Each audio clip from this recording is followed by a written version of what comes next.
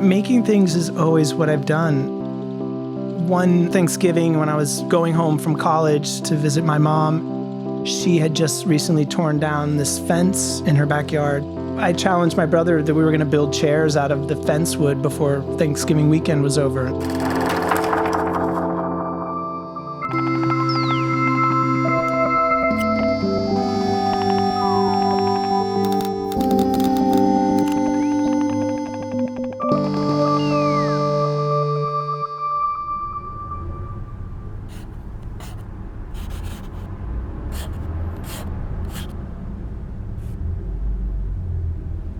I think like an architect, but I work probably more like an artist.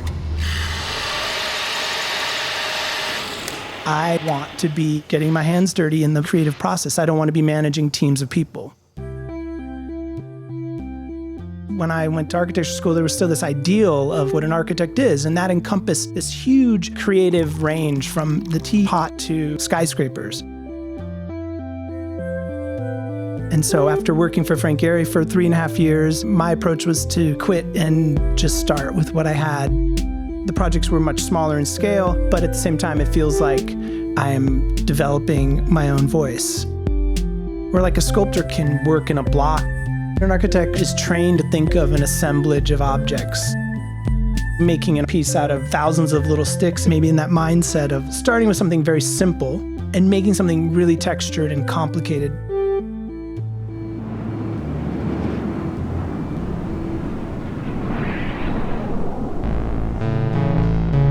If you have an empty space and you put art on the walls, you have a gallery. If you have that same empty space and you fill it with desks, it becomes an office.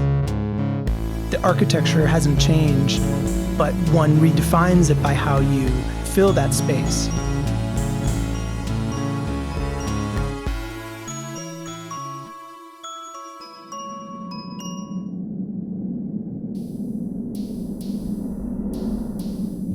There's like a quickness and a satisfaction to the smaller scale object. When you touch it, it could be a little bit different than you expected it, which is the case of these recycled paper tables. They look like concrete, but the finish is soft or fuzzy. The squeeze lamps, it's a wooden object, but it's flexible. I started thinking of them as having personalities, as opposed to like thinking of it as a style or an aesthetic.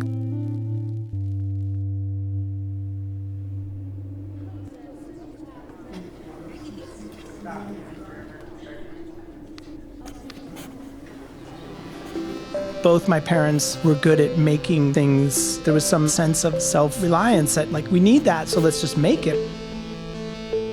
And that's how I was as a kid, and then I went to architecture school, and you learn that you're supposed to defend your ideas and scratch your head a lot and ponder it. People that are self-taught have that freedom where you don't question yourself so much. You just make it for yourself. The kind of light that I like the most is light that happens in nature. We have a single point light source, the sun, and it's filtered through all kinds of materials. There's those moments that you're walking down the street and the light's coming through the trees, and the sidewalk can be ugly visually on its own, but because the light's coming through just so, it becomes very poetic and beautiful. The idea of materiality and how that changes our perception of an object is something I've been fascinated with a long time. Well, I had designed quite a few small lamp-like objects, but they were still in the vein of thinking about buildings. And so I wasn't thinking, oh, this would be a great table lamp. It's not the light you turn on when you need to do your homework or find something you dropped on the floor. It doesn't provide that kind of light. It's an emotional kind of light.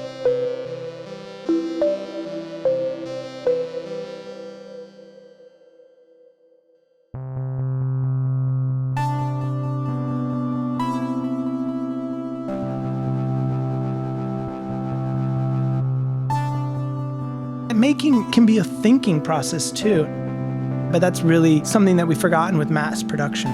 You present the object and then we're going to get some people thoughtlessly make it. The creative people in the past were artisans and makers and craftspeople, and they had tacit knowledge about the process of making, but they also imbued it with thought.